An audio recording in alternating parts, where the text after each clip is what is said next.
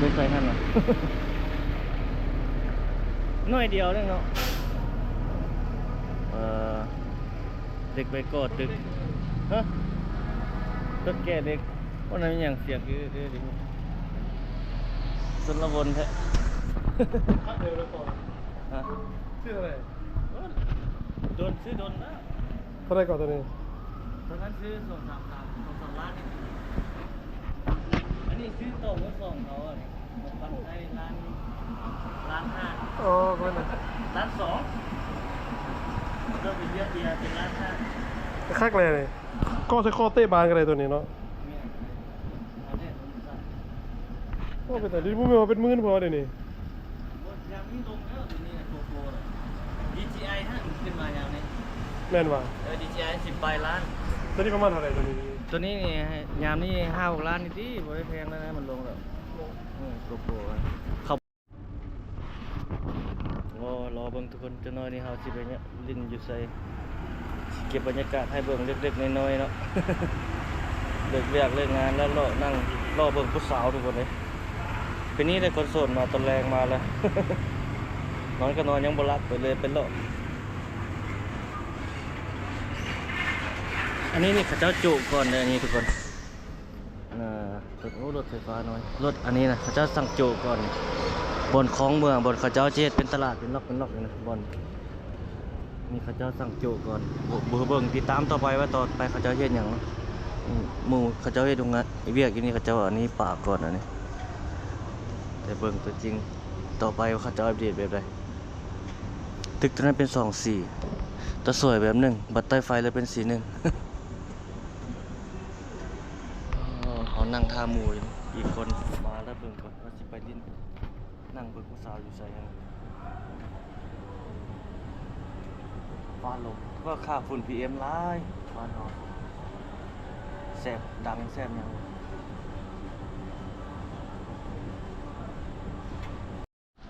โอ้ฝุ่นกระเซาตกเมื่อกี้ทุกคนกี้เฮาไปดูทางนั้นท่าเขาเจ้าท่าคนจีนในหมู่คนจีนฮะวันนี้เรามานั่งอยู่พี่เราบอกไปนั่งลิ้นเบอร์ 1เนาะโอ้ที่ไฟมันฝนกระตกเมื่อกี้ทุกคนตกแล้วเสาแล้วตอนนี้แห้งเติบจวดลงโอ้ล้างฝุ่น PM ไปหลายเติบเลย ดินซุ่มข้างนี้ดินซุ่มซ้ำข้างนี้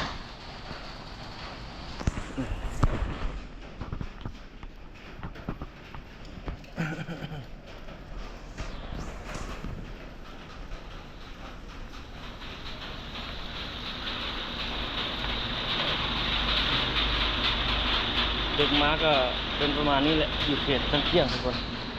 บางห้างก็ปิดบางห้างก็เปิดแล้วว่าเปิดตอนกลางคืนนี่ส่วนใหญ่จะเป็นห้างอาหาร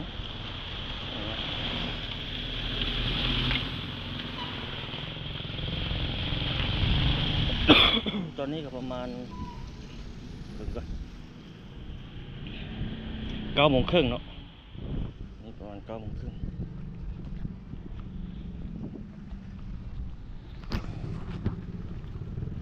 ห้างส่วนใหญ่ก็ปิดหมดแล้ว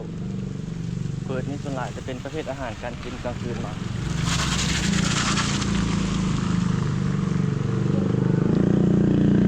ตึกถ้าตึกนี่แล้วโอ้ครับคนชิมาหลายเลยเขตนี้คนชิแน่นขึ้นอีกนะประมาณ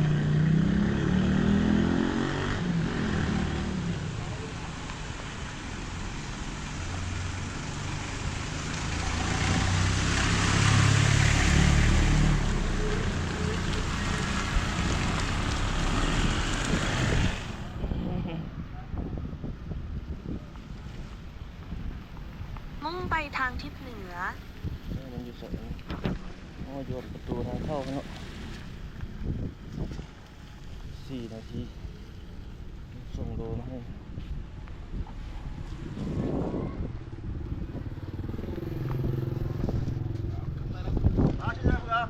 拜拜。哎，好的。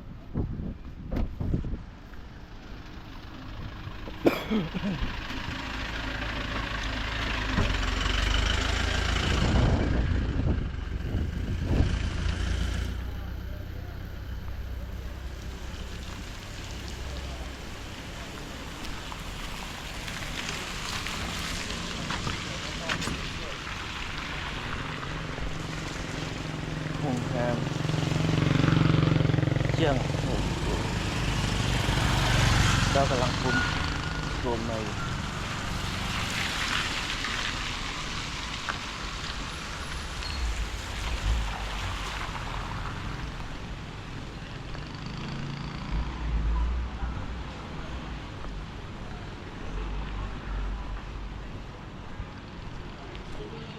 โอ้อากาศบ่มีขี้ฝุ่นเนาะ ฝุ่นหากระเซาตกเด้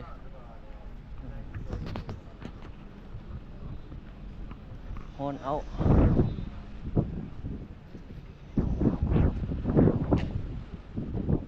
เย็นดีขนาดฝนกระสาดกระเซาเมื่อกี้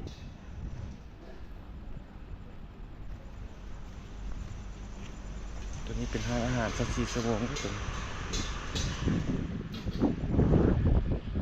นั่งกินที่นี่ทุกคนนี่ยินแล้ว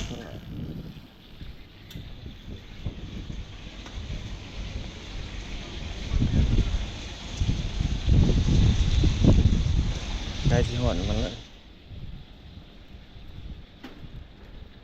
โอ้นี่ฟ้าลมเมื่อกี้นี่สะเลยขาวจัดเมื่อกี้ฟ้าลมเองโอ้ยังลมอยู่เลย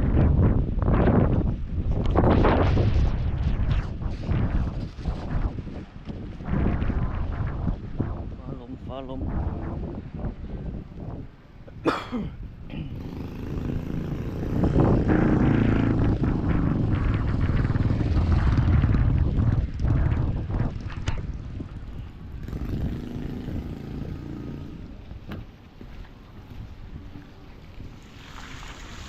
แท็กซี่นี่อ้ายตอนกลางคืนนะ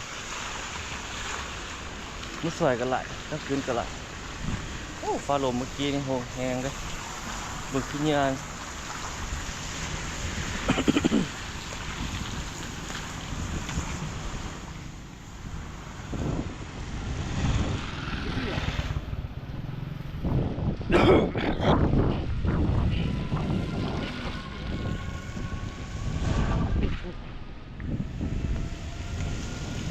ร้านของร้านค้านี่ยังบริปิดบางร้านก็ได้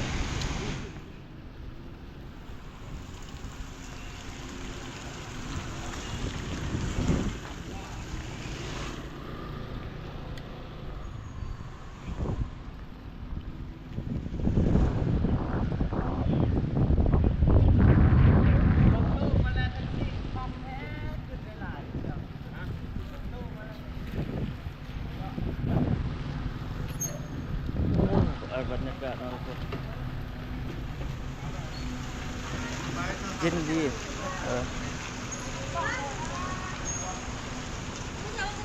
ไก่ทอดมันแล้วมันดีใส่บน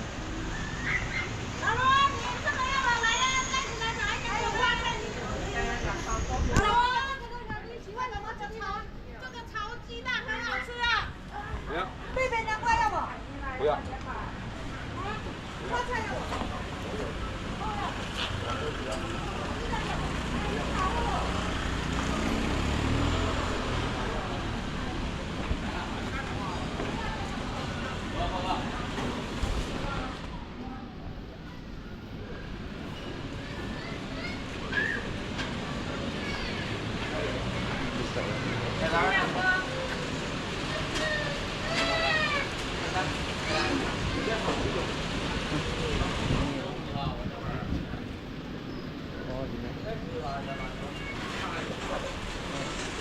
หลายเนาะ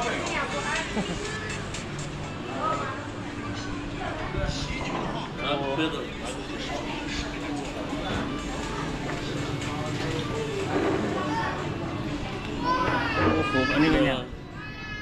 บอกซื้อฟ้าเหรอ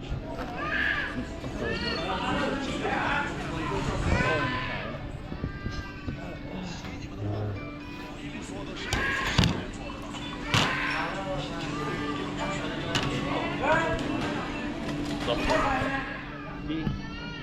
โอ้หลายอันนี้มีอย่างจริงๆจริงเหรอ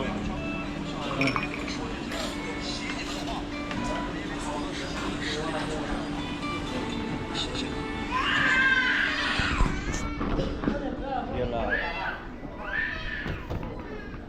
โอเค เคแล้ว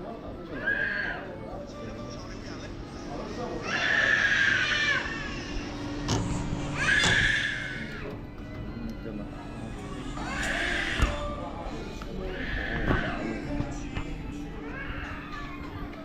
โอ้รักให้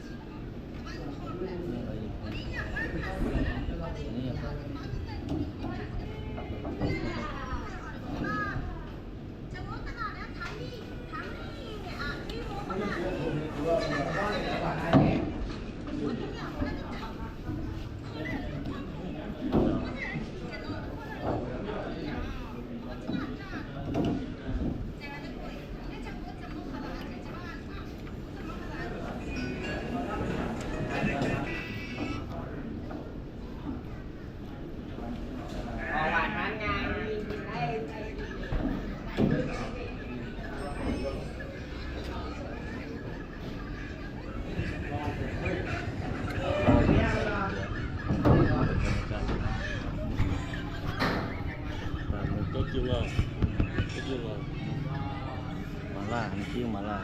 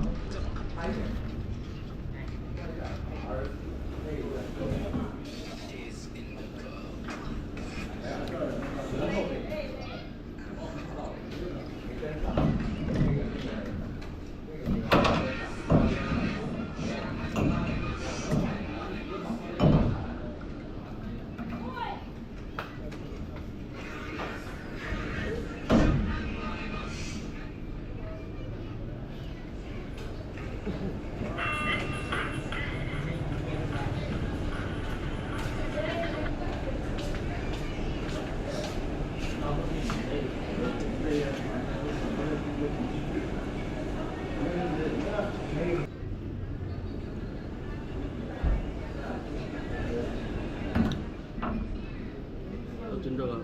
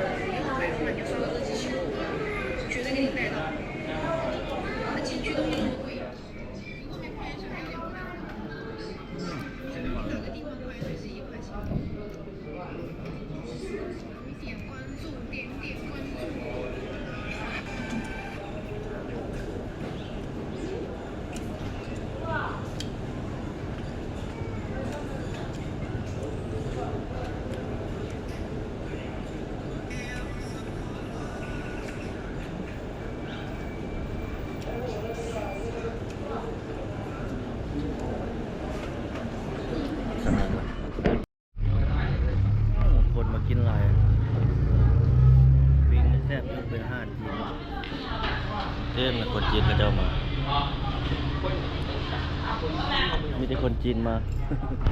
คนลาวเอานี่สุดเลย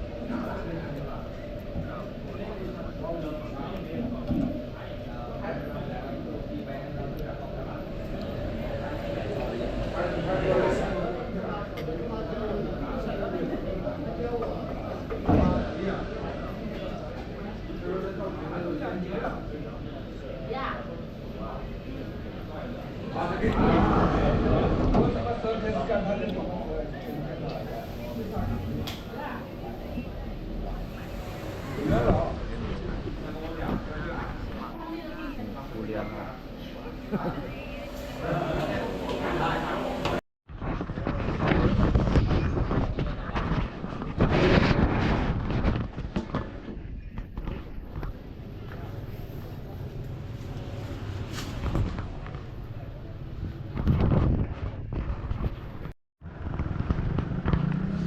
ตอนนี้เรากลับแล้วทุกคน ไปกินขนมคนจีนนิดนึงเนาะ ตอนนี้ประมาณ10 โมงโดนเติบเนาะนั่งกินอยู่กับเราประมาณนี้ทุกคนคลิปนี้นะ ไว้พบกันใหม่ในคลิปถัดไป กลางคืนอยู่เคียกลางเที่ยงกับประมาณนี้แหละ อาหารการกินมีหลายอาหารจีนนะ ถ้าผู้ใดที่มากินนี่ก็ห้าอาหารมีหลายก็ไม่คือกันอันนั้นก็ไม่คือกันอันมีอาหารอย่างนี้ครบอยู่เขตนี้มาเล่นมาช้อปปิ้งซื้ออยู่ซื้อกินได้ทุกคนเลยจ่ายเงินกีบก็ได้เงินหยวนก็ได้เงินดอลลาร์ก็ได้เงินไทยก็ได้อยู่นี่ได้หมด